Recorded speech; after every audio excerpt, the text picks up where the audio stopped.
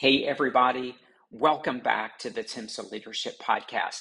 My name is Eric Claus, and I'm honored to be able to be your host. We have a special episode, a special treat for you today that I am going to share a little bit about that in just a couple of minutes. But first and foremost, I wanted to just kind of update you all about our upcoming TIMSA conference. It is going to be in July 24th through the 26th. To be exact, it's going to be in Murfreesboro. There will be information on how to register for that conference in the show notes. We would love to see you. There are several tracks that we're going to be part of.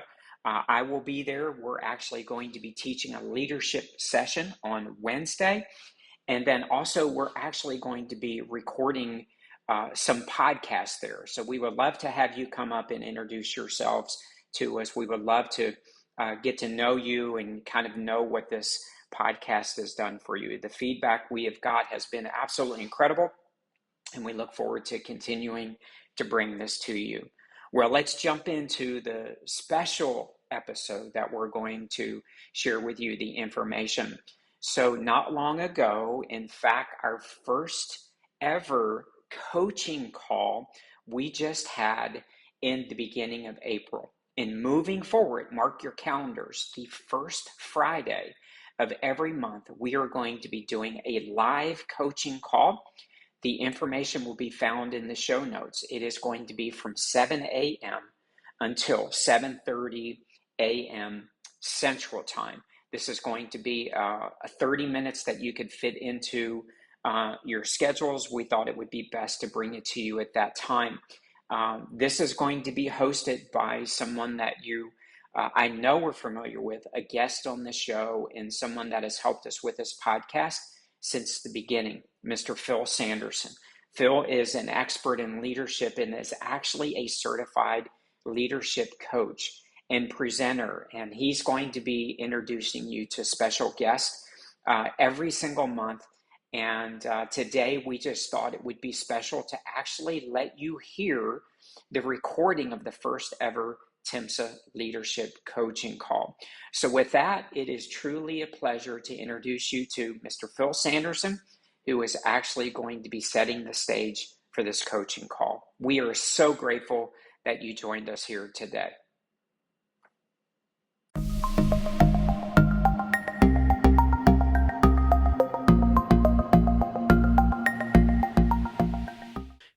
If the folks listening to me don't take anything away from this, take this one statement: patient care must come first.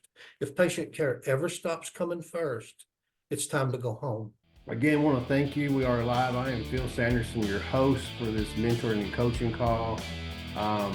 Please put this in your calendar for next month. We have a good lineup already for several speakers. And I'd like to also put a thank you and appreciation for many folks that are behind the scenes to help make this happen.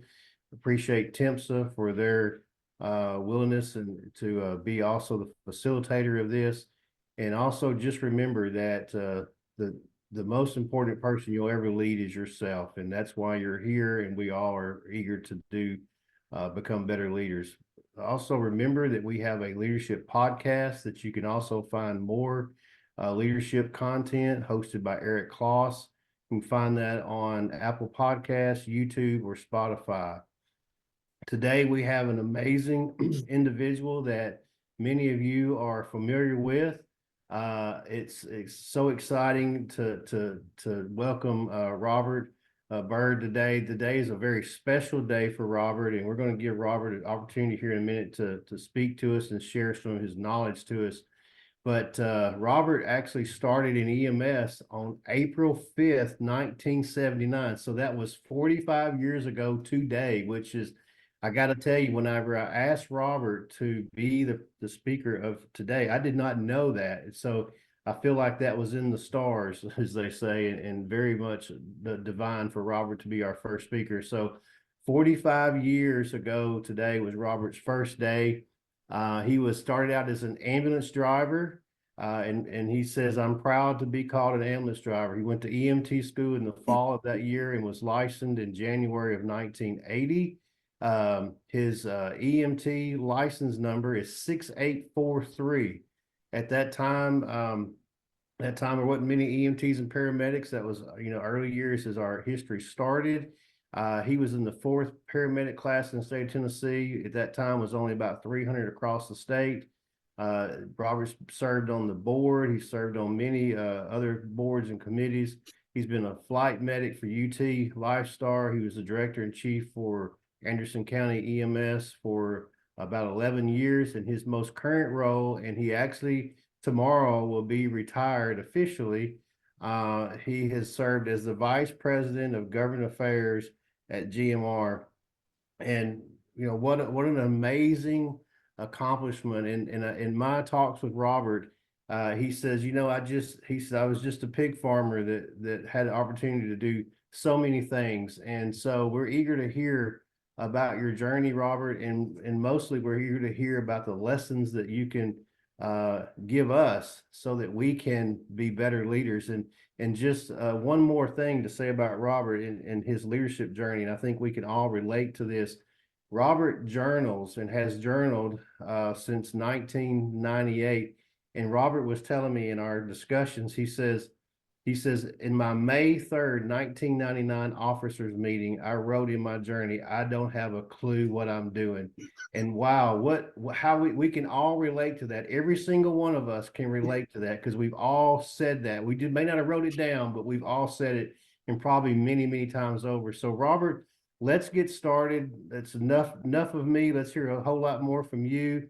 Folks, grab your coffee, grab your paper and pencil, and let's learn what we can from Robert's lessons. So, Robert, tell us about some positive lessons that you've gleaned from observing the common hurdles, mistakes, or challenges faced by leaders. Thank you, Phil. Good morning, Tennessee EMS Education Association. And I see a lot of friends on here, a lot of associates. I even see a former paramedic student of mine. I see a teacher. This is awesome. Thank you. Thank you for having me.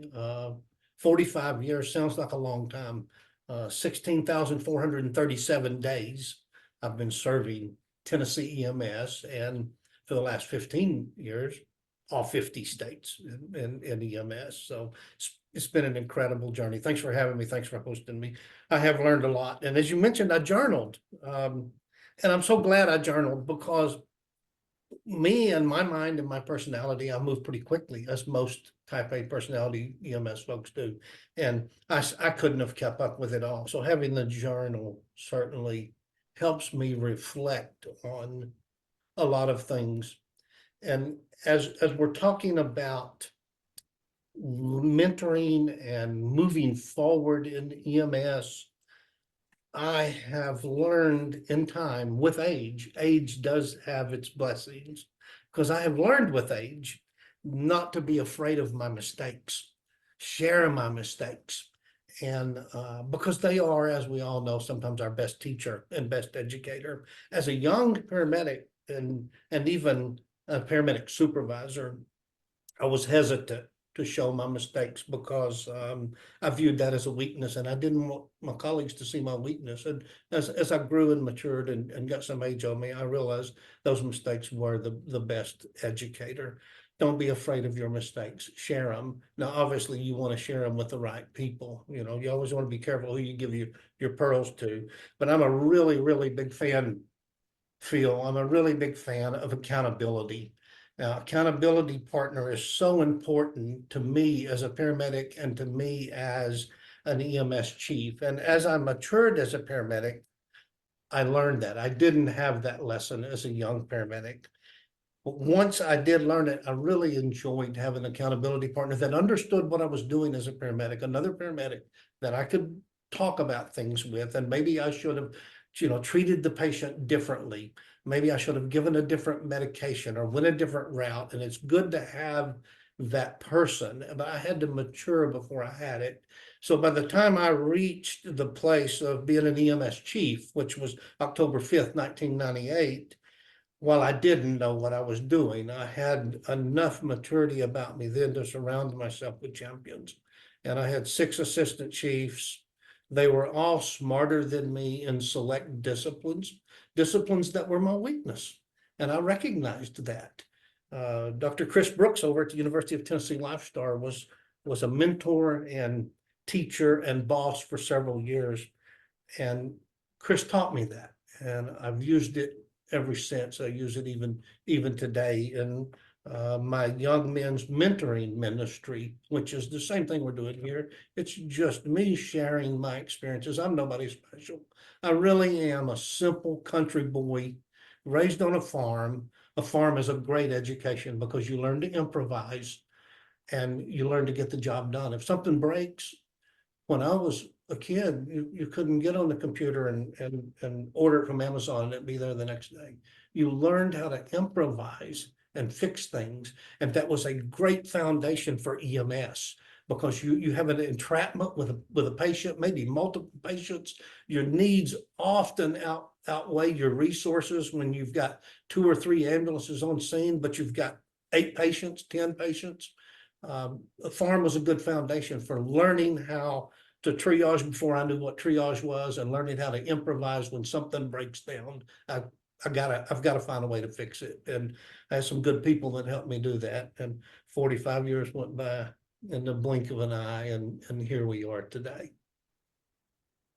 Well, that's fantastic, Robert. That's really good. That's, you said something there that I used to say to students when I was teaching about, relating to your farm and improvising and coming up. And we got those, I used to say, to be in EMS, you got to be a MacGyver. And then I started getting some of those facial expressions. They didn't know who MacGyver was.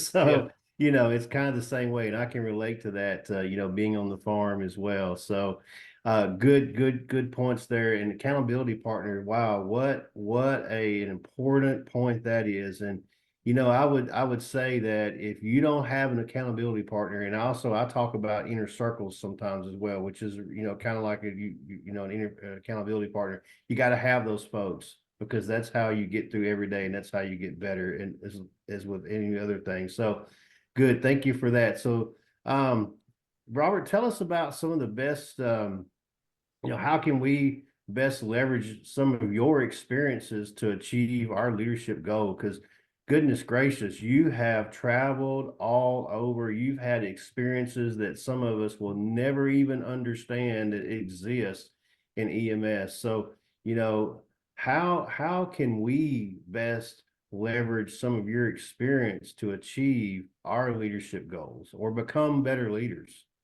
Attitude is the number one recipe for becoming any type of good and productive leader. One has to have the attitude. It's a process you have to learn. One has to understand that all of these employees are different type of people, just as I was before I was the leader. And you have to grow into that and learn how to manage each person differently. While you must, as a boss, hold people accountable, you can also be a good human being and be a reasonable support system for them. It's all about relationships.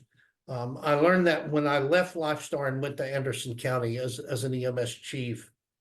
Most people on this call know that I'm a people person and I like relationships, and I built those relationships. And by building those relationships, guys, when a staffer messed up, because our relationships were good, most of them very good, it was really easy to have that accountability conversation without tearing down the EMT or the paramedic because I saw a mistake, especially if I made the mistake myself when I was in the field. And I didn't hesitate to share with staff, hey, I've done it. I might have even done it more. I might have even done it worse. So don't be hard on yourself. I'm sharing this with you to help you improve, and we will improve together because this is about patient care. Patient care must come first. If the folks listening to me don't take anything away from this, take this one statement: patient care must come first. If patient care ever stops coming first, it's time to go home. We have to put the patient first. And I just shared that philosophy my entire career as least the last half of my career as a leader, I shared the philosophy of you must be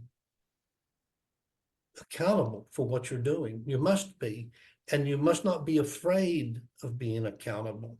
And you have to grow into that. Even my own experience, guys, when I decided, okay, I'm going to have an accountability partner because my mentors were telling me, you got to have an accountability partner. You got to have account. I didn't like that idea. I finally gave into it. And even in that process, it's important for you to know, it took me 3 years to adjust and accept it and learn how to use that and quit kicking accountability partners out because they held me accountable, because that's what this is all about. Well, thank you for that. I took a few little notes there, but just kind of recap that, Robert. I took away four key points there that we can learn, and you're spot on. I mean, you are absolutely spot on from I your didn't even realize that I was actually giving 4 points, to be honest yes. with you, Well, you because actually I'm just sharing my experience. yeah. Well, you actually gave more, but I kind of jotted down four. And number one Okay. recipe, attitude. That's exactly right. We as Number one, leaders, yes, sir. number one, we have to have a good attitude. And the thing that we need to remember is as leaders, every day is not going to be a great day, right? So No, we it's have to not. be able to understand and how, and like you said a while ago, triage things and also problem solve and deal through things that maybe make us unhappy. So we have to have a very positive attitude and as we move forward. And the second thing, and again, I'm a big proponent of this, relationships. You got to have these key relationships. Yeah. Without that, we are not meant to be alone. And as leaders, you cannot be alone. Otherwise, you will be very unhappy. So relationships. The third thing is, and you talked about it in a previous question, is mistakes. We have to admit our mistakes Yes. and also learn from them. So that was a good point. And then the last, but certainly not the last, patient care. We are in the patient care business here, and that always has to be number one. We always have to put those patients first. So thank you for those key points there. Attitude, relationship, mistakes, and patient care is always first. Thank you for that. Good feedback.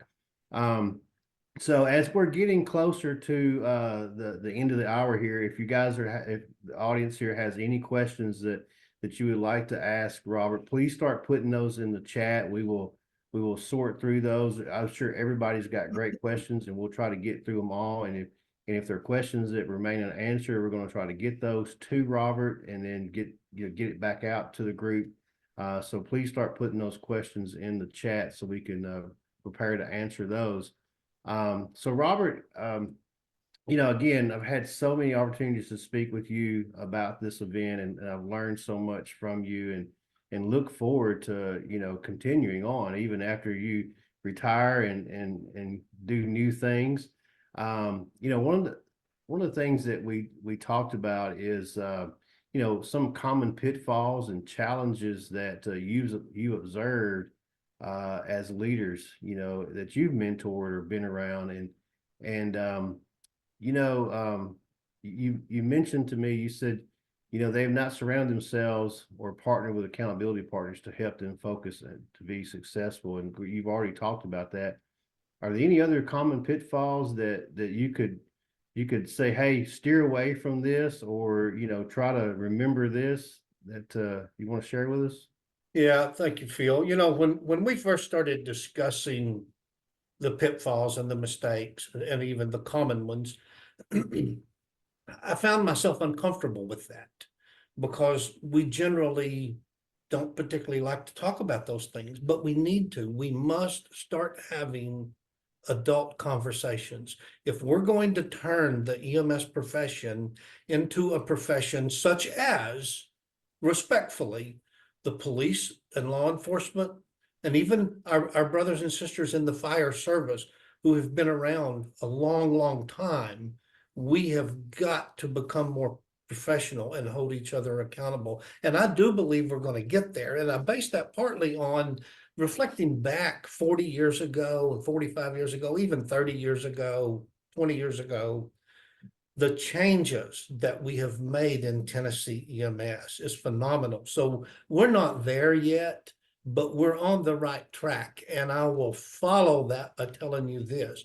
For the last 15 years, I have got to travel the United States.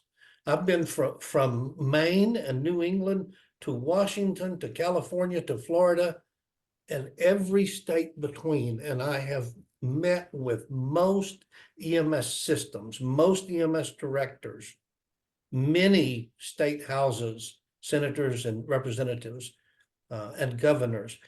And I share that to give you this, and I mean it passionately. And I'll preface it with, I know I'm biased to Rocky Top, but because I've got to travel the country for 15 years and evaluate other EMS systems, I've been able to compare what we have here, what they have. We have a really, really good EMS system. We have people like Joe Phillips and Donna Tidwell and Brandon Ward that have given their lives and their career to this, and it's starting to pay off. They will be long gone before they are truly appreciated and valued to their contributions. So easy to look at the things that go wrong and complain about it, and I'm guilty, we're all guilty. But when you sit back with a lot of years and you reevaluate things, you measure things differently and the value changes. And what the leadership in Tennessee has done is remarkable, and it will take years to understand the contribution the pioneers have made. And we have some pioneers on this call, including our first paramedic. So we've come a long way, and by comparing, it's been fun for me. And I have enough class about me to not insult another state. But deep down inside, I can see some differences. Vice versa. There are some states that have some pretty incredible EMS systems that we can learn some things from and copy some things from. One of my most proud moments was going to, and I won't say the state, but going to another state and them asking me to help them write air ambulance regulations. And we verbatim copied the Tennessee EMS air regulations. And by the way, for the record, it's our regulations are in more than one other state. So we have a lot to be proud of. Let me add this, just a real quick caveat to the accountability. I have found later in life that transparency was free. It frees me. And that's where accountability is so valuable. And lastly, and this is something I've been sharing for about 30 years when I started learning it. And it's about principle. If a principle is honest and ethical and driven, it must be those three things. It has to be honest, it has to be driven by someone. If it's not driven, it doesn't matter how good it is. It's got to be driven. But if that principle is honest, ethical, and driven, it will grow anywhere. And as a result of that, the size of an EMS system, please hear me on this, the size of an EMS system has zero correlation, no correlation with the strength of an EMS system.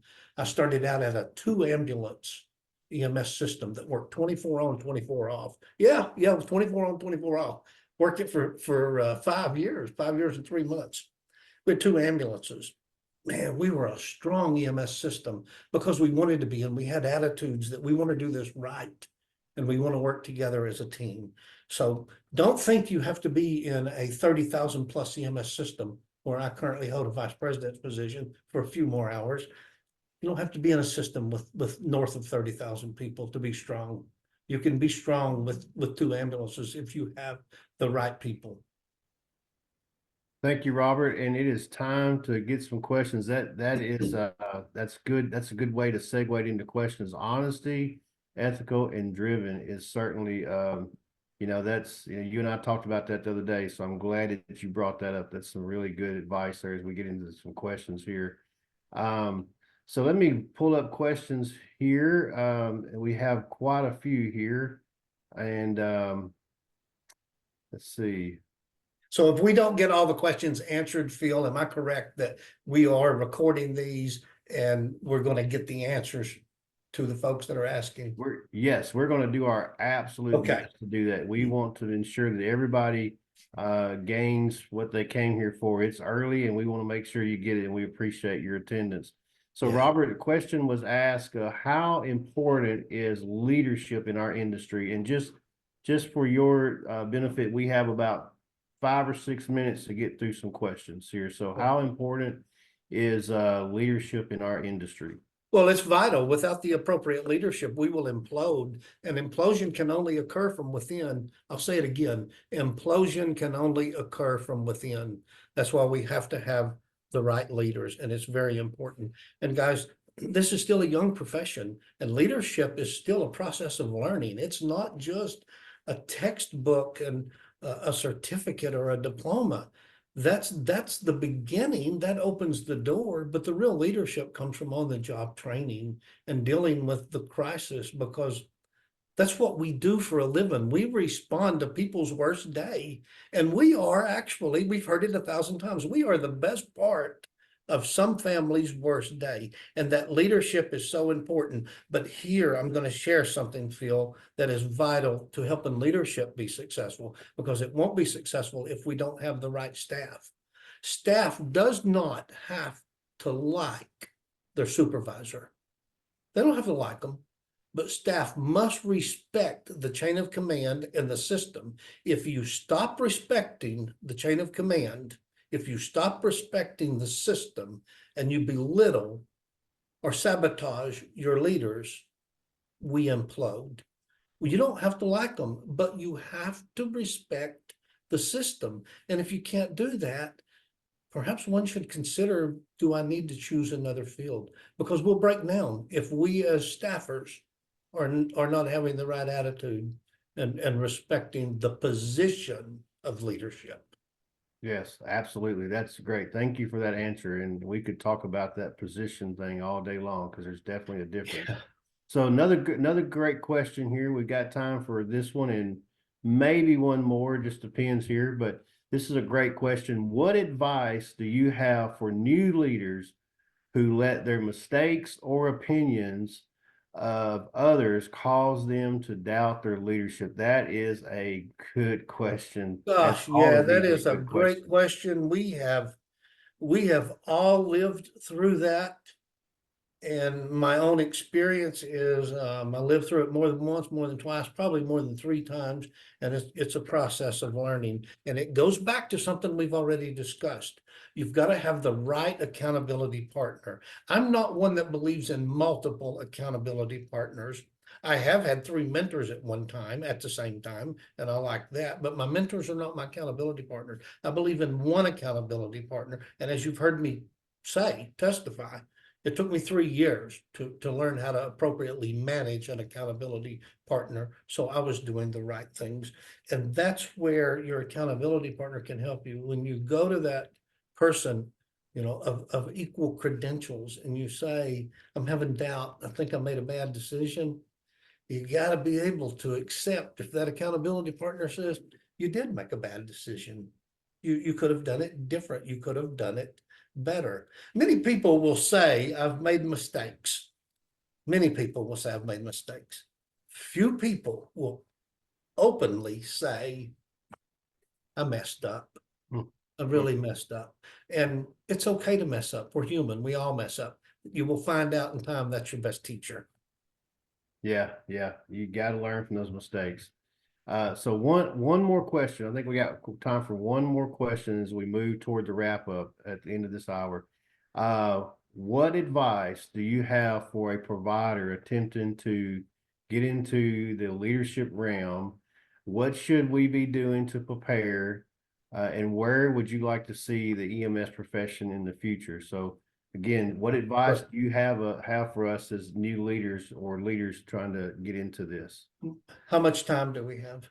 We have about a minute and a half. It's a great question. Or maybe 2 minutes. It actually leads to a conversation that we could have for a couple of hours. So whoever asked that question, I would love to have some follow-up with them at some point.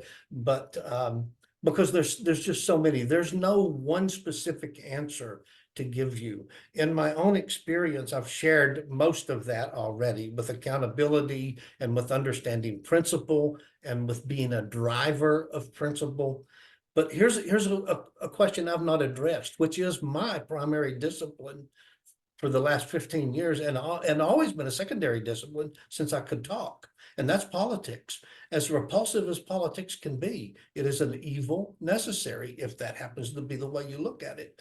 I don't look at it as an evil necessary. I look at it as a challenging necessary. We must be involved in politics. Why? Because the politicians get the right policy, set policy, and actually, literally, and I've really learned this the last decade, they get to set the reimbursement rate many, many times in many places. So it's vitally important, and you're already doing it. I've seen the Education Association. I've seen TASA burning shoe leather at the state capitol. I've participated in that. We're doing the right things. Don't quit doing it. Keep doing it. Do it more and more and more, because as long as we're unified, and that is the most challenging thing, the sky is really the limit. It really is. You're looking at a simple country boy, poorly educated, started out in a country EMS system that is now a vice president in the largest emergency system on the globe, not just Tennessee, the globe. I'm not qualified for that. And I'll end with this. God doesn't choose the qualified. God qualifies his choice. Absolutely. And I'll say amen to that. Robert, thank you so much. Just wrapping up here real quick. Thank you for your time. There's a lot of congratulations in the chat room, a lot of them. I wish I could name every one of them, but thank you for 45 years and tomorrow being one day. Thank you so much. I look forward to continuing our conversations. Robert, I want to end with this and make a few real quick announcements. Robert, you told me the other day that your motto was be first to the trough gets the most. Be the first to the trough gets the most. Be at work early and leave last. And that is certainly a good motto to live by. Ladies and gentlemen, thank y'all for joining. You don't want to miss our upcoming months. We have a good lineup of speakers already. In May next month, we're going to hear from Nathan Sweet, a young EMS leader who's done some great things. We've got Jeff Davis lined up, and then I've got several more that we'll also talk about in the next meetings. Remember that the most important person you ever lead is yourself. So come to these monthly calls, listen to our podcast. We're doing some leadership classes as well. We'd love to have you. And I'll leave you with one last thought here. As leaders, as young leaders, and even old leaders, we often think that we must always have the answers, but truly, we don't always have them, and no one ever does. And we don't grow by accident. So how do you grow and get better? Things like this and many other things. So thank you all for joining us this morning, a small part of this Friday, and we look forward to seeing you again on May the 3rd. Thank y'all very much.